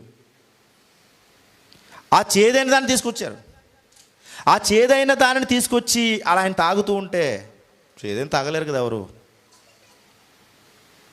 చేదని చెప్పి తీసుకొస్తే మరలా ఏం చేస్తారంటే మరొక ద్రవాన్ని తీసుకొచ్చారు. దాన్ని ఆయన వాసన కూడా చూడలేదు. ముఖం తిప్పుకున్నాడంట ఆయన. ముఖం తిప్పుకున్నాడంట. ఎందుకు ముఖం తిప్పుకున్నాడు ఆయన? దానికి చరిత్ర చెప్తుంది ఏంటంటే వారు అందులో ఒక మత్తు పానీయాన్ని కలిపి తీసుకొచ్చారు. బోలం అనే ఒక పదార్థాన్ని యాడ్ చేశారు. బోలం అనే దాంట్లో ఏముంటుందంటే మత్తు పానీయం అంటే ఆల్కహాల్ కంటెంట్ ఉంటుంది. దానివల్ల ఏంటంటే మత్తు పానీయం తాగించాలని అపహాస్యం. దాన్ని ముందే ఎరిగిన యేసుక్రీస్తు వారు వద్దు అని ముఖం తిప్పుకున్నాడు. ప్రతి దాంట్లో అపహాస్యమే. తాగడంలో అపవాసం, చూడండి, దాహమని అరిస్తే, దాహమని అంటే దాంట్లో కూడా అపహాస్యమే. ఎవరైనా దాహం అన్నారనుకోండి, మనం మంచినీళ్ళు మూతి దగ్గర తీసేసుకుంటావా? శత్రువు కూడా దాహం అంటే ఆ దాహం తీరుస్తాం కదా. శత్రువు కూడా ఆకలి అంటే ఆడికి భోజనం పెడతాం కదా. మరి యేసుక్రీస్తు వారు ఏం చేసేసారనండి? బరబ్బానము వదిలే అని చక్కగా మాట్లాడుతున్నారు. యేసుక్రీస్తు వారిని అయితే మాత్రం చంపేయండి, సిలువేసండి, చంపేయండి, సిలువేసండి అని మాట్లాడుతున్నారు. ఈ మట్టల ఆదివారం రోజున, ఈ ఫామ్ సండే రోజున చాలామంది జేజేలు కొట్టి యేసుక్రీస్తు వారికి జయం, యేసుక్రీస్తు వారికి జయమని నోటి మాటల చేత పెదవుల చేత అనడం కాదు. ఈ మట్టల ఆదివారంలో ప్రతి ఒక్కడు కూడా తెలుసుకోవాల్సింది ఏంటంటే, ఈ ఫామ్ సండే రోజున యేసుక్రీస్తు వారి మాట చెప్పిన నా జీవితం ఉందో లేదో పరీక్షించుకోవాల్సిన సమయం అది. అపహాసకులందరూ కూడా సిగ్గుపడవలసిన సమయం ఇది. తమ జీవితాల ద్వారా యేసుక్రీస్తు వారిని అపహాస్యం చేస్తున్న వారందరూ తెలుసుకోవాల్సినటువంటి విషయం ఇది. సంఘాలలో అపహాస్యానికి పెద్దపేట. ఈరోజు సంఘాలలో అపహాస్యం ఎక్కువైపోతుంది. క్రీస్తు మాటను బట్టి కాక సొంత ఆలోచనతో జరుగుతున్నటువంటి విధానాలు ఎన్నో ఈరోజు సంఘాలలో. చాలామంది బాధపడుతున్నటువంటి విధానం ఏంటంటే, అన్న మీకు జరుగుతున్నట్టుగా మీరు నేర్చుకుంటున్నట్టుగా లేదా మీరు వింటున్నట్టుగా సత్యం అనేది మాకు లేదని చాలామంది దూర ప్రాంతాలు అంటుంటారండి. మీకులాంటి సంఘం మన దగ్గర ఉంటే బాగును, మీకులాంటి మంచి మాటలు చెప్పగలిగే వ్యక్తులు మాకు దగ్గరలో ఉంటే బాగును. ఇదిగో ఎప్పుడో 2 సంవత్సరాలకు 3 సంవత్సరాలకు 3 రోజులు మీటింగ్ పెట్టి తీసుకెళ్తున్నామే తప్ప మాకు సంతోషం లేదు. ఎందుకంటే ఇలాంటి మాటలు చెప్పేవాళ్ళు సంఘాలలో ఈరోజు ఏమైపోయిందంటే అపహాస్యం ఎక్కువైపోయింది. అపహాస్యం అంటే ఎలా పుట్టింది? అపహాస్యం అనేది ఎలా పుట్టిందో తెలుసా? సాతాను అన్నవాడు పుట్టించాడు దీన్ని. అపహాస్యకుడాడు ఆది నుంచి నరహంతకుడు కాదు, ఆది నుంచి అపహాసకుడు కూడా నాడు అపహాస్యం చేస్తూ ఉంటాడు. యేసుక్రీస్తు వారి శిలువ మరణం అపహాస్యంతోనే చివరి వరకు తీసుకెళ్లారండి. ప్రతి దానికి అపహాస్యాన్ని మిళితం చేసి చివరకు ఆయన శిలువ మరణం చివరి వరకు కూడా, ఆయన ప్రాణం విడిచేంత వరకు కూడా అపహాస్యంతోనే ముగిసిపోయింది. నేను అంటాను, ఎందుకు ఈ అపహాస్యాన్ని గుర్తు చేస్తానంటే, మనం కూడా యేసుక్రీస్తు వారిని ఎలా జ్ఞాపకం తెచ్చుకోవాలంటే, ఆయన మరణాన్ని లేదా ఆయన జననానికి మరణానికి మధ్య ఉన్న జీవితాన్ని గురించి ఆలోచన చేయకుండా, మనము ఆయన చెప్పిన మాట ప్రకారంగా బ్రతకకుండా మనం ఈ లోకంలో ఎలాగలా బ్రతికేస్తామనుకుంటే కనుక మనకు మించిన అపహాసకులు మరొకరు ఉండరు. Check yourself. అంటే మనందరం కూడా చెక్ చేసుకుందాం, ఒకసారి ఆలోచన చేసుకుందాం. యేసుక్రీస్తు వారు చెప్పిన మాట ప్రకారంగా మన జీవితాలు ఉన్నాయి లేదని. వాక్యమే కదా అద్దం. మన ముఖం మీద ఏం మచ్చ ఉందో కనబడాలంటే మనం అద్దం ముందుకు వెళ్ళాలి. అద్దం ముందుకు వెళ్ళకుండా నా ముఖంలో ఏం మచ్చ ఉందో తెలియదు, ఎవరికి తెలియదు. అద్దం ముందుకు వెళ్తే మచ్చ ఏంటో కనబడుతుంది. బైబిల్ అనే అద్దం ముందుకు వెళ్ళి మనం ఏంటో ఒకసారి చూసుకుంటే మన మచ్చలేంటో మనకు కనబడతాయి. మట్టల ఆదివారం జరుపుకోవద్దని అంటలేదు, గుడ్ ఫ్రైడే జరుపుకోవద్దని అంటలేదు, ఈస్టర్ జరుపుకోవద్దని నేను అంటలేదు. కానీ మన జీవితంలో ఇవి పోతున్నాయి, కానీ మన జీవితాల్లో మచ్చలు పోవడం లేదు. మనం కూడా అపహాసకులుగానే మారిపోతున్నాం, అపహాస్యం చేస్తున్నామండి. మనకు తెలియకుండానే పెద్ద అపహాసకులుగా మారిపోయాం మనం. ఇప్పుడు మన దగ్గర కూర్చోకూడదు ఎవడు. కీర్తన గ్రంథం ఏం చెప్పింది కదా, మొదటి రోజుల్లో అపహాసకులు కూర్చున్న చోట కూర్చోనక. మన దగ్గర కూడా కూర్చోకూడదు ఇప్పుడు, ఎందుకంటే మనం అపహాస్యులమే. చివరి రక్త బొట్టు వరకునంట మనం క్రీస్తు ప్రేమ నుంచి అసలు ఎడబాయకూడదు. ఆయనను అనుక్షణం జ్ఞాపకం తెచ్చుకోవాలి. వస్తున్నాం వెళ్ళిపోతున్న ధోరణ మాత్రం మనకొద్దు. సత్యాన్ని దేవుడు మనకు ఎందుకు వినిపింపజేస్తున్నాడో తెలుసా? దేవుని మాటలు ఎందుకు మన హృదయాన్ని తాకేటట్టుగా చేస్తున్నాడు తెలుసా? దేవుని మాటలు ఎందుకు మన హృదయాన్ని బద్దలు కొట్టేటట్టు చేస్తున్నాడు తెలుసా? ఈ మాటలు విని విడిచిపెడతామని కాదు, ఈ మాటలు మన జీవితాలలో ఎప్పుడు భద్రపరుచుకొని రాబోయే దినాలలో శ్రమలు రాబోతున్నాయి, రాబోయే దినాలలో ఇంకా భయంకరమైనటువంటి జీవులు పాస్ అవ్వబోతున్నాయి కనుక ప్రతి సమస్యను ఎదుర్కోవాలంటే ఇదిగో అద్దం ముందు మన జీవితాన్ని కడిగి వేయక తప్పదు. ఆలోచన చేయండి. ఆయన మన కొరకు మరణించింది ఏదో చూస్తూ ఉండే ప్రేక్షకులుగా ఉంటామని కాదు. ఆయన మన కొరకు మరణించింది, తిరిగి లేచింది మనం కూడా అలాంటి మరణం పొందుకుని, అంటే మరణాన్ని జయించి తిరిగి లేస్తామని. ఎంతమంది తిరిగి లేస్తానని నమ్మకం ఉంది? నేను మరణిస్తే నేను పునరుద్ధరణుడై ఆయన రాజ్యానికి వెళ్తానండి అన్నవారికి ఎవరైనా కనిపిస్తున్నారా? మీకు అనిపిస్తుందా? చేతులు ఎత్తొద్దు. మీకు అనిపిస్తుందా? ఎప్పుడైనా అనిపించిందా? చాలామంది చనిపోతున్నారు కదండి, చాలామంది మరణిస్తున్నారు కదండి, ఇట్టే మరణిస్తున్నారు కదా. జిమ్ చేస్తున్నటువంటి బలవంతుడైనటువంటి వారు కూడా మరణిస్తున్నారు కదా. ఎంతమంది కోట్లు లక్షలు ఉన్నటువంటి వారు కూడా, లక్షల కోట్లు ఉన్నటువంటి వారు కూడా మరణిస్తున్నారు కదా. మొన్న ఒక మ్యారేజ్ జరిగిందండి. ఆ మ్యారేజ్ కాస్ట్ ప్రీ వెడ్డింగ్ డేకి 1000 కోట్లు ఖర్చు పెట్టాడంట ఒక ధనికుడు వాళ్ళ కుమారుడికి. ముఖేష్ అంబానీ అనే ధనికుడు తన కొడుక్కి వివాహానికి ప్రీ వెడ్డింగ్ డేకి 1000 కోట్లు ఖర్చు పెట్టాడంట.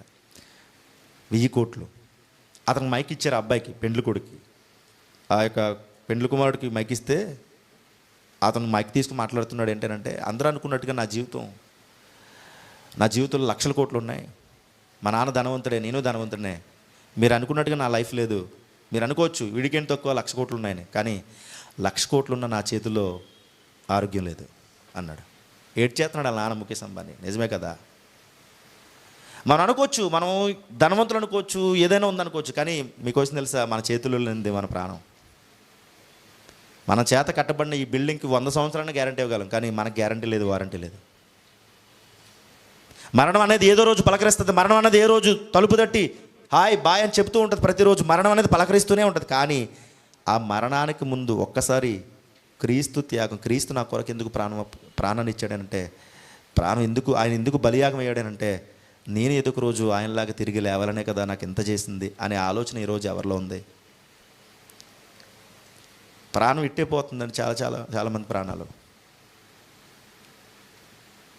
రోజు వార్తలు చూస్తున్నప్పుడు ఎవడో ఏదో ఒక మూల ఒక వార్త వస్తుంది, ఏదో ఒక న్యూస్ వస్తుంది. నిన్నగాక మొన్న ఎవడో పెట్టాడు, ఒక తల నరికేసాడు, పక్కన పెట్టుకున్నాడు ఏదో బాల్ లాగా. తన భార్య మరి ఎవరో భార్య తలను నరికేసి ఆ పక్కన పెట్టుకున్నాడు, ఎక్కడ బల్లపైన. క్రూరత్వం. ప్రాణాలు చూడండి ఇట్టే పోతున్నాయి. భయం లేదా? కాబట్టి మనం ఆలోచన చేయాలంటేనంటే, మనకి మరణం అనేది ఏదో ఒక రోజు మనల్ని పలకరిస్తుంది, వస్తుంది. కానీ మనము పండగలు జరిపేసుకోవడమే కాదు, పండగలు ఆనందించడమే కాదు, పండగల ద్వారా పండగల్లో ఆనందించడం కంటే ఈ పండగలో నేను ఎంత దేవునికి దగ్గర అయ్యానన్న విషయం మాత్రము మర్చిపోకూడదు. కాబట్టి అపహాస్యం మనము చేయకూడదు, అపహాస్యులుగా మిగిలిపోకూడదు. చివరికి ఇంతకుముందు మనం కూడా అపహాస్యులమే, కానీ ఇప్పుడైతే అపహాస్యులు కాదు, క్రీస్తుని ఎరిగిన వారం. మనలో అపహాస్యం ఉండకూడదు. దేవునికి దగ్గర అయ్యే మనస్తత్వం మనం అందరం కలిగి ఉండాలి. ఆలోచించండి. ఒక మాట చదువుకొని మనం ముగించుకోవచ్చు. మత్తయి సువార్త, పేతురు రాసిన మొదటి పత్రిక 2వ అధ్యాయం 23వ వచనం. పేతురు రాసిన మొదటి పత్రిక 2వ అధ్యాయం 23వ వచనం. ఆయన దూషింపబడి బదులు దూషింపలేదు, ఆయన శ్రమ పెట్టబడి బెదిరింపక న్యాయముగా తీర్పు తీర్చు దేవునికి తన్ను తాను అప్పగించుకునను. చూడండి, ఆయన దూషించినను ఆయన బదులు దూషింపలేదట, బెదిరించలేదంట, న్యాయంగా తీర్పు తీర్చు ఆయన దేవునికి తన్ను తాను అప్పగించుకున్నాడు. ఈ మాటను బట్టి మనకి ఏమర్థం అవుతుందంటే, ఆయన అపహాస్యం చేశారు, అడుగడుగున అపహాస్యం చేశారు. ఆ అపహాస్యం ఆయనను గెలవలేకపోయింది. ఆయన అపహాస్యం చేస్తే ఆ అపహాస్యం అనేది ఆయనను గెలవలేకపోయింది. తిరిగి ఆయన ఎవరిని ఏమనలేదు, బదులు దూషించలేదు, ఒక మాట కూడా అనలేదు. చూడండి, చీకట్లో వజ్రం ఎంతలాగైతే మెరుస్తుందో, చీకటిలో వజ్రం మెరుస్తుంది, డైమండ్ మెరుస్తుంది. చీకట్లో వజ్రం మెరిసినట్టుగా ఆ చుట్టూ చీకటి అలములు ఏమంటారు, చీకటి అంతా అలుముకున్న ఆ మధ్యలో ఆయన మెరుస్తూ, ఒకవేళ కానీ ఆయనను దూషించిన వారిని తిరిగి ఒక మాట అన్నాడు అనుకోండి, ఆయన డైమండ్ కాదు. డైమండ్ ఎప్పుడు కూడా తన చుట్టూ చీకటి ఉంటే చీకటి తనలోకి తీసుకోదు, చీకటి మధ్య ప్రకాశిస్తూనే ఉంటుంది. యేసుక్రీస్తు వారు అపహాస్యం చేస్తున్న ఆయనను దూషిస్తున్న అనేకమైన కార్యక్రమాల ద్వారా ఆయన అపహాస్యం చేస్తున్న ఆ అపహాస్యానికి ఆయన లొంగిపోలేదు, అపహాస్యం చేత ఆయన ఓడిపోలేదు. ఆ అపహాస్యాలన్నిటినీ చూడండి, ఆ అపహాస్యాలన్నిటి మీద గెలిచి ఆ చీకటిలో ఆయన ప్రకాశించాడు. మన చుట్టూ కూడా చాలా చీకటి ఉంది, లోకమే పెద్ద చీకటి. ఈ చీకటిలో మనం ఏం చేయాలి? చాలామంది ఏమంటారంటే, నా చుట్టూ చీకటి ఉండడం వల్ల నేను అలా అయిపోయాను, నా చుట్టూ ఇలాంటి భయంకరమైన స్థితి ఉండడం వల్లనే, లేకపోతే నేను ఒకవేళ నా చుట్టూ అన్నీ లేకపోతే నేను కూడా వెరీ గుడ్ అంటారు చాలామంది. లేదు, మన చుట్టూ చీకటి ఉన్నప్పుడే మనం బాగా కనిపిస్తాం, అంతే కదా. ఎక్కడ చీకటి ఎక్కువ ఉందో అక్కడే లైట్ బాగా కనిపిస్తుంది. చీకటి ఉన్నప్పుడు ఇంకా బాగా కాంతివంతంగా కనిపిస్తుంది. అసలు చీకటికి కాంతి ఇవ్వడానికి సంబంధం లేదు. కాంతి ఇవ్వడానికి ఆ లోపల ఉన్న పవర్కి సంబంధం ఉంది. దీపం బుడ్డికి చీకటికి సంబంధం లేదు. దీపం బుడ్డికి ఆ దీపం బుడ్డి లోపల నూనెకి సంబంధం ఉంది. ఎందుకంటే నూనెని బట్టే ఆ దీపం అనేది వెలుగుతుంది. అంటే మనలో ఉన్న శక్తికి మనం వెలగడానికి సంబంధం ఉంది తప్ప చీకటికి మనకి సంబంధం లేదు. చీకటిలో ఉన్నామంటే ఇంకా వెలగాలి. చీకటి ఉన్న కోలిది వెలుగు ఇంకా ఎక్కువగా వస్తుంది. ఇది మర్చిపోయింది ఈ సూత్రం. నా చుట్టూ చీకటి ఉందండి, అందుకే నేను ఇలా అయిపోయానండి. నా చుట్టూ పరిస్థితి బాగోలేదండి, నేను ఇలా అయిపోయానండి. నా చుట్టూ అందరూ దుర్మార్గులు, అందుకే నేను దుర్మార్గుని అయిపోవాల్సి వచ్చిందండి. నా చుట్టూ అందరూ తాగుబోతులు, నేను తాగుబోతుని అయిపోయానండి. నా చుట్టూ అందరూ జోదబారులు, అందుకే నేను జోదం ఆడుతున్నానండి. ఎలాంటి మాటలు మాట్లాడుతున్నామనంటే మనం ఏంటంటే ఆరిపోయినటువంటి దీపాలు. యేసుక్రీస్తు వారి చుట్టూ చీకటి ఉంది అంటున్నాడు. ఆయన బదులు దూషింపలేదంట, ఆయన ఏం చేశాడంట, బెదిరించలేదంట, న్యాయంగా తీర్పు తీర్చు దేవునికి తను తాను అప్పగించుకున్నాడు. ఆయన పరిపూర్ణతలోకి వెళ్ళి ఆయన దైవత్వమును దూషిస్తున్న, రాజనీతిని దూషిస్తున్న, అన్ని విధాలుగా దూషిస్తున్న, ఎక్కడా కూడా ఆయన తిరిగి ఒక మాట మాట్లాడకుండా ఆయన వజ్రం వల్లే కాంతివంతంగా వెలుగు చూపించాడు. తర్వాత ఆయన మరణించిన తర్వాత, తిరిగి లేచిన తర్వాత వారికి అర్థమైందండి, ఈ అపహాసకులకి అందరికీ అర్థమైంది. అయ్యో అన్యాయంగా ఇలాంటి వాడిన మేము ఇన్ని మాట్లాడినాం, అన్యాయంగా ఇన్ని మాట్లాడినాం, మేము దూషించాం, మీ మేకులు కొట్టమని పేతురు దగ్గరికి వచ్చి అడిగారండి. వీళ్ళంతా అన్యాయంగా ఆయన సిలువ వేసామండి, ఏం చేయమంటారండి పేతురు గారు అంటారు, వెంటనే మీరు క్రీస్తు నామమున బాప్తిస్మము పొందుడి. మీరు సిలువ వేసినటువంటి యేసునే దేవుడు ప్రభువుగాను నిలబెట్టాడు. ఆయన మీరు ఎవరిని సిలువ వేశారో తెలుసా? మీ కుటుంబాలను బాగు చేయడానికి, రక్షణలోకి నడిపించడానికి, ఇదిగో మరణాన్ని జయించడానికి, ఆ మరణం మీద అధికారాన్ని ఇవ్వడానికి ఆయన వస్తే మీరు అపహాస్యం చేసి సిలువేసేశారు. మీరు తీరని అన్యాయం చేశారు ఆయనకి. మీ పాపం పోవాలంటే, మీ పాపానికి ప్రాయశ్చిత్తం కలగాలంటే ఏ యేసుక్రీస్తుని అయితే మీరు సిలువేశారు, ఆ క్రీస్తు నామమున బాప్తిసం తక్షణమే పొందాలని పేతురు గారు పరిశుద్ధాత్మ ప్రేరణతో మాట్లాడాడు. ఆయన అపహాస్యం చేస్తే అపహాస్యం గెలవలేదండి. ఆయనను చూడండి, అపహాస్యం గెలవలేక అపహాస్యం ఆయన చుట్టూ ఓడిపోయింది.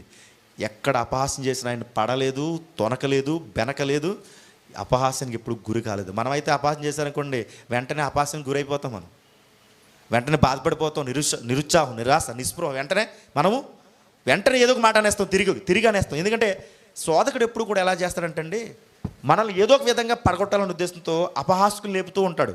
ఎవడైనా వచ్చి నువ్వు పాట బాగా పాడలేదు అన్నాడు అనుకోండి, మనం అపహాస్యం చేసాడు. మనం వెంటనే అపహాస్యం, బాగా పాడకపోతే ఇంకోసారి పాడతాను లేనాలి. నువ్వు సరిగా చెప్పలేదంటే మనం ఏం బాధపడకలేదు, సరిగా చెప్పలేదు ఇంకోసారి నేర్చుకుని చెప్తాను.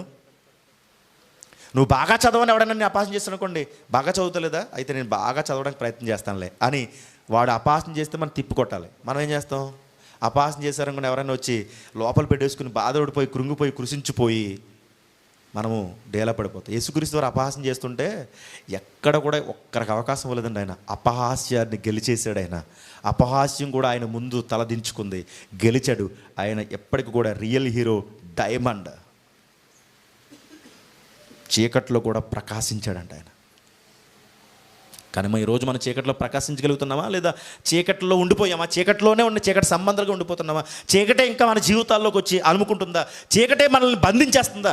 చీకటిలో ఉంటూ వెలుగు సంబంధం అని చెప్పుకుంటూ ఉన్నామేమో. ఒకవేళ మనం ఈ పూట మనం అర్థం చేసుకోవాలి, చీకటిలో ఉంటూ ఇంకా వెలుగు సంబంధాలు మనం చెప్పుకుంటూ ఉన్నామేమో. చీకటిలో ఉంటూ, చీకటి అనగా లోకంలోనే ఉంటూ నేను క్రీస్తులోనే ఉన్నానని చెప్పుకుంటూ ఉన్నామేమో. మన మాటలు, మన ప్రగల్భాలు, మన మాటలు, మన యొక్క ఉద్దేశాలు, మన తీరు కూడా. చీకట్లో ఉండి రొట్టె ద్రాక్షారసం తీసుకుంటున్నారేమో. చీకట్లో ఉండి ఇంకా నేను వెలుగులో ఉన్నానని చెప్పుకుంటూ వెలుగు సంబంధమైన మాటలు, కొన్ని మాటలు మాట్లాడి మనం వెళ్ళిపోతూ ఉన్నాము. వద్దండి, అలా చేయొద్దు. మనస్ఫూర్తిగా మనము చీకటిని విడిచిపెట్టాలి. చీకటిని నుండి తోయడానికి ఆయన మనల్ని చీకటి నుంచి వేరుపరచడానికి ఆయన ఈ భూమి మీదకి వచ్చాడు. కాబట్టి ఆలోచన చేయండి, చీకటి నుంచి వేరుపరిచి వెలుగును మన జీవితాలలో నింపిన క్రీస్తును మాత్రము మర్చిపోకండి. ఆ క్రీస్తు త్యాగాన్ని అర్థం చేసుకోండి. ఈ రొట్టె ద్రాక్షరసం తీసుకుంటున్నప్పుడు ఒక్కసారి మనసు పెట్టి, నేను రొట్టె ద్రాక్షరసం తీసుకుంటున్నాను, ఆయన జ్ఞాపకం చేసుకుంటున్నాను లేదా, నన్ను చీకటి నుంచి వెలుగులోకి నడిపించిన ఆ బలియాగంలో ఆయన నా కొరకు బలియాగం అయిపోతే, నేను ఆయన తగ్గట్టుగా ఆయన నా మీద చూపిన ఆ కనికరాన్ని తగ్గట్టుగా నేను మసులుకుంటున్నానా, నడుచుకుంటున్నానని ఒక్కసారి మనసు పెట్టి ఆలోచన చేయండి. ఈ good Friday, palm Sunday, Easter ఇవన్నీ మన జీవితంలోకి ఎప్పుడూ వచ్చేవే. కానీ మనము క్రీస్తులో ఉంటూ, ఆయన మనలో ఉంటూ ఫలించాలి, అభివృద్ధి చెందాలి. దేవుడు అటు కృపలోకి, ధన్యతలోకి మనందరినీ నడిపించిన గాక. ప్రార్థన చేద్దాం. పరిశుద్ధ ప్రేమ కలిగిన మా పరలోకపు తండ్రి, ఇదిగో నాయనా, మీ కుమారుడు యేసుక్రీస్తు వారు మా కొరకు తండ్రి రక్తం కార్చారు, అపహాసించబడ్డారు. ఆ అపహాస్యంలో ఎప్పుడు కూడా ఆయన తండ్రి పడలేదు. అపహాస్యం ఆయన గెలవలేకపోయింది. అపహాస్యం గెలవలేక ఓడిపోయింది ఆయన ముందు. ఇది ఒక డైమండ్ వల్లే, ఒక వజ్రం వల్లే చీకటి చుట్టూ ఆయన వెలిగి చూపించారు. క్రీస్తుని నమ్ముకున్న వారుగా, క్రీస్తులోకి బాప్తిసం పొందిన వారుగా ఒకవేళ మేము చీకటిని జయించలేకపోతే ఇదిగోనైనా మా పరిస్థితి ఘోరం. చీకటిని జయించేవారుగా ఉండాలని ఇదిగోనైనా 2000 సంవత్సరాల క్రితం ఈ భూమి మీదకి మీ కుమారుడు యేసుక్రీస్తు వారు వచ్చారు. మా కొరకు ప్రాణం పెట్టారు. ప్రతి వారం వస్తున్నాం, వెళుతూ ఉన్నాం. రొట్టె ద్రాక్షరస కార్యక్రమంలో బల్లారాధనలో పాల్గొంటూ ఉన్నాం. ఇంకా మా జీవితాలు అస్థిరంగానే ఉన్నాయి. మా జీవితాలు నీకు ఇష్టం కాకుండానే ఉన్నాయి. మా జీవితాల్లో ఇంకా చీకటి అలానే ఉంది. వెలుగు సంబంధాలుగా నడుచుకోవాలని, మా జీవితాల్లో వెలుగు ప్రసరింపజేయాలని ఇదిగో తండ్రి మీరు మీ కుమారుడు యేసుక్రీస్తు వారు ప్రాణం పెట్టారు, బలియాగం అయ్యారు తండ్రి. ఆ బలియాగాన్ని జ్ఞాపకం చేసుకుంటూ ఇదిగోనైనా అపహాస్యం ఆయన ముందు ఓడిపోయిందని తెలుసుకుని, అపహాస్యం ఎంత క్రూరమైనదో, ఎంత దుష్టత్వం కలిగినదో అపహాస్యం గురించి మేము విని ఉన్నాం. సిలువుతో పాటు అపహాస్యాన్ని కలిపి మిళితం చేసి ద్వేషంతో నిండిపోయారు ఆనాడు ప్రజలు. మేము కూడా ఈరోజు వాక్యం విని విడిచిపెట్టిన వారమైతే మేము కూడా అపహాస్కులమే. వాక్యం మా జీవితాల్లో ఫలించకపోతే మేము కూడా అపహాస్కులమే. ఆ అపహాస్యం నుంచి తండ్రి బయటపడి నిజమైన పిల్లలుగా, మీ కుమారులుగా తండ్రి నమ్మకమైన సాక్షులుగా జీవించడానికి సహాయం దయచేయమని కోరుకుంటూ